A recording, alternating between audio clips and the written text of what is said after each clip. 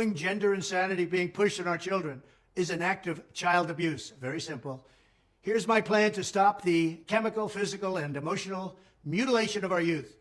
On day one, I will revoke Joe Biden's cruel policies on so-called gender-affirming care. Ridiculous. A process that includes giving kids puberty blockers, mutating their physical appearance, and ultimately performing surgery on minor children. Can you believe this?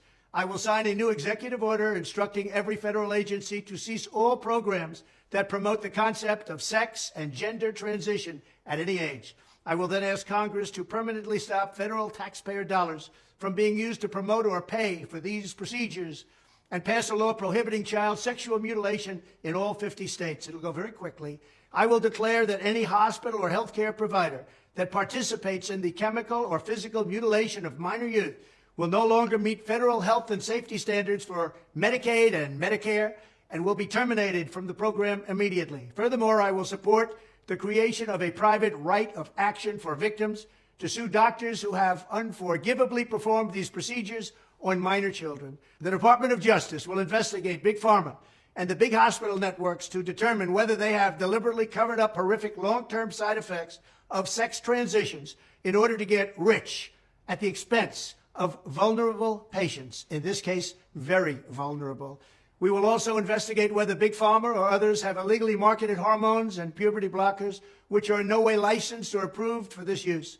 My Department of Education will inform states and school districts that if any teacher or school official suggests to a child that they could be trapped in the wrong body, they will be faced with severe consequences, including potential civil rights violations for sex discrimination and the elimination of federal funding. As part of our new credentialing body for teachers, we will promote positive education about the nuclear family, the roles of mothers and fathers, and celebrating rather than erasing the things that make men and women different and unique. I will ask Congress to pass a bill establishing that the only genders recognized by the United States government are male and female, and they are assigned at birth. The bill will also make clear that Title IX prohibits men from participating in women's sports, and we will protect the rights of parents from being forced to allow their minor child to assume a gender which is new and an identity without the parent's consent.